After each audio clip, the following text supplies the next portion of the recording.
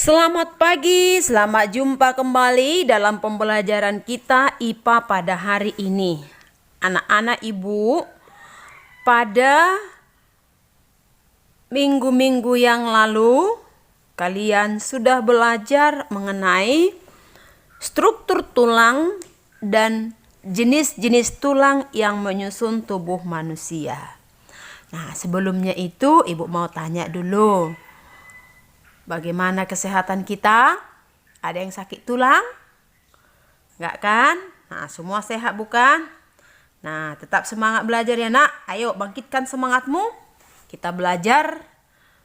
Jangan ada yang malas-malasan. Tetapi kita tetap semangat belajar. Nah, sebelumnya kita jangan lupa berdoa supaya pandemi ini segera berlalu, supaya kita dapat belajar seperti biasa, normal, bertemu di sekolah yang kita cintai, SMP Budi Murni 3. Sendi adalah tempat bertemunya dua tulang atau lebih. Dengan adanya sendi, hubungan antar tulang-tulang tubuh dapat digerakkan. Nah, jadi tadi kita sudah bicarakan bahwa tulang kita itu ada 270 lebih. Maka kenapa dia dapat bergerak? Karena ada sendi tempat bertemunya. Nah, sendi itu dapat kita kelompokkan berdasarkan banyak sedikitnya gerakan yang memungkinkan dilakukan. Kita bagi dia menjadi 3. Yang pertama adalah sendi mati atau kita sebut dengan sinartrosis, adalah sendi yang tidak memungkinkan sama sekali tidak ada pergerakan. Di manakah itu terdapat? Itu terdapat pada tulang-tulang tengkorak kepala kita.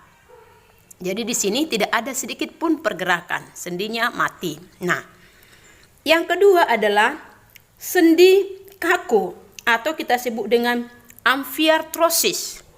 Gerakannya ada sedikit, tapi tidak bebas, kaku dia. Nah, di manakah dia terdapat? Terdapat pada ruas-ruas tulang belakang kita. Nah, yang ketiga adalah sendi bebas atau diartrosis. Diartrosis ini adalah sendi yang dapat digerakkan dengan bebas. Dapat digerakkan dengan bebas. Sendi diartrosis ini kita bagi menjadi 5. Yang pertama sendi peluru, yang kedua sendi engsel, yang ketiga sendi putar, yang keempat sendi pelana, yang kelima sendi geser. Nah, sendi pelana adalah sendi peluru adalah sendi yang menghubungkan antar tulang yang mempunyai satu ujung bulat yang masuk ke dalam tulang lain yang berongga seperti mangkok, nah, atau berbonggol ini sehingga dia dapat bergerak secara bebas. Di manakah dia terdapat? Ini terdapat antara tulang lengan atas dengan tulang belikat, serta antara tulang pinggul dengan tulang paha. Di sini ada memungkinkan tulang-tulang tersebut dapat diayunkan ke arah manapun, ke segala arah. Nah, yang kedua adalah sendi engsel. Kau bayangkan engsel pintu. Hanya bisa membuka dan menutup. Gerakannya hanya ke satu arah. Nah, sendi ini adalah sendi yang terdapat pada siku dan lutut. Gerakannya hanya satu arah. Ya, kita mengangkat tangan, meluruskan tangan, kita melipat kaki, meluruskan kaki. Itulah ada di situ sendi engsel. Yang ketiga adalah sendi putar, sendi yang memungkinkan adanya gerakan secara memutar, di mana salah satu tulang berfungsi sebagai poros dan ujung tulang yang lain berbentuk cincin, sehingga dapat memutar pada porosnya. Nah, di manakah ini terdapat? Ini terdapat pada tulang leher dan tengkorak kepala kita. Kita bisa memutar kepala. Itu adalah sendi putar, atau kita menggeleng-gelengkan kepala atau mengangguk, itu termasuk sendi putar. Nah, Yang keempat adalah sendi pelana, pelana kuda. Pelana kuda itu bisa maju mundur atau sedikit bergerak ke samping. Nah, sendi pelana ini adalah sendi antara dua tulang yang berbentuk seperti pelana. Sendi ini dapat menggerakkan tulang kedua arah, yaitu ke muka dan ke belakang dan ke samping. Di manakah terdapat ini? Antara ibu jari, ya, ibu jari kita bisa kita geser ke depan, ke belakang dan ke samping. Nah, inilah sendi pelana. Yang terakhir adalah sendi geser. Sendi geser adalah sendi yang memungkinkan gerakan seperti bergeser, yang menghubungkan dua tulang yang memiliki permukaan yang datar, dan tulang ini dapat bergerak menggeser, ya, ke depan dan ke belakang. Contoh yang berada pada pergelangan kaki dan pergelangan tangan. Nah, inilah contoh-contoh sendi yang terdapat dalam tubuh kita. Nah, coba kamu simak dengan baik-baik video ini.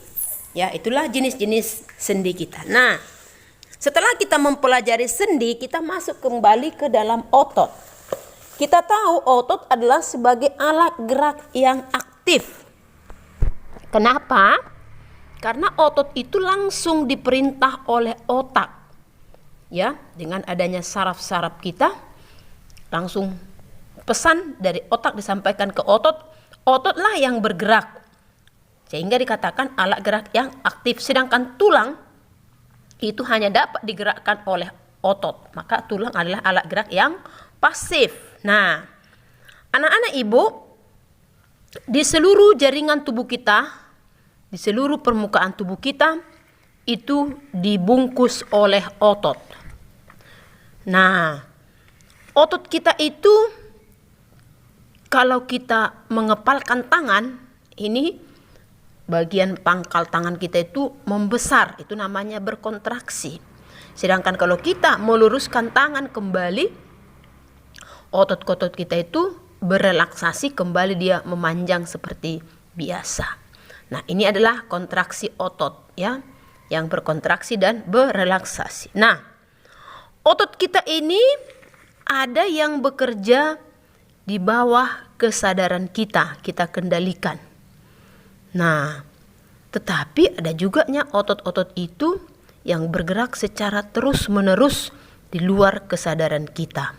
Nanti akan kita lihat yang mana-mana sajakah itu gerakan-gerakan yang kita sadari dan yang tidak kita sadari. Nah, sebagai contoh, kalau kita makan itu adalah gerak yang kita sadari. Menulis, berjalan itu adalah gerak-gerak yang kita sadari. Nah, tetapi ada juga yang otot yang di luar kesadaran kita. Misalnya terjadi pada aktivitas daripada otot jantung, pembuluh darah, rahim, dan lain sebagainya. Nah, itulah jenis-jenis otot kita. Nah, sekarang kita mau melihat dulu jenis-jenis otot yang membangun tubuh kita. Ada 3 jenis jaringan otot yang terdapat dalam tubuh kita. Yang pertama yaitu otot polos, yang kedua otot rangka atau otot lurik, yang ketiga adalah otot jantung. Nah, kita lihat satu persatu. Otot polos ini bentuknya seperti gelendong. Kedua ujungnya meruncing, bagian tengahnya menggembung, dan terdapat satu inti sel di tengah-tengah selnya. Nah, kemudian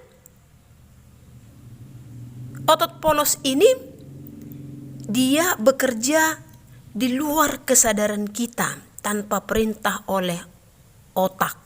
Dia bekerja secara terus-menerus tanpa kita perintah. Nah, bagaimanakah gerakan daripada otot polos ini? Gerakannya berkontraksi dan berelaksasi dengan lambat. Dia lambat tetapi pelan-pelan, dan dia kerjanya itu di luar kesadaran kita atau tidak diperintah oleh otak kita. Dan otot polos ini tidak pernah capek karena dia kerjanya lambat-lambat. Nah, Di manakah terdapat otot polos? Terdapat pada dinding lambung, ya, khususnya usus halus, rahim, kantong empedu, pembuluh darah. Disitulah terdapat otot polos. Nah, yang kedua adalah otot rangka atau disebut dengan otot lurik. Kenapa disebut dia dengan otot rangka? Karena dia adalah otot yang menempel pada seluruh rangka kita. Dan kenapa disebut dengan otot lurik? Karena dia memiliki warna merupakan garis-garis melintang sehingga dikatakan dia berlurik-lurik. Nah, otot ini langsung melekat pada tulang dengan perantaraan tendon. Apa itu tendon? Tendon adalah pita tebal yang berserabut, yang liat, keras. Itulah yang menempelkan dia pada tulang. Nah, otot ini kita sebut dengan otot sadar. Kenapa? Karena dia bergerak atas kesadaran dan atas kemauan kita sendiri. Nah, jadi kalau kita mengangkat tangan, itu kerjanya otot lurik atau otot rangka, karena itu kita sadari atas kemauan kita.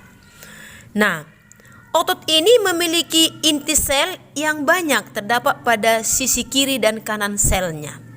Bentuknya silinder, bulat panjang.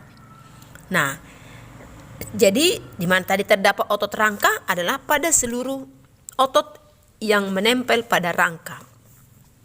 Yang ketiga adalah otot jantung. Otot jantung ini istimewa, sangat istimewa. Kenapa? Ada beberapa keistimewaannya. Yang pertama, dia hanya ditemukan di jantung. Yang kedua, dia terus-menerus bekerja, tidak pernah lelah. Kalau dia berhenti bekerja, berarti tamatlah riwayat kita. Jadi dia terus-menerus bekerja, tidak pernah berhenti sedikit pun. Nah, apa keistimewaannya yang ketiga?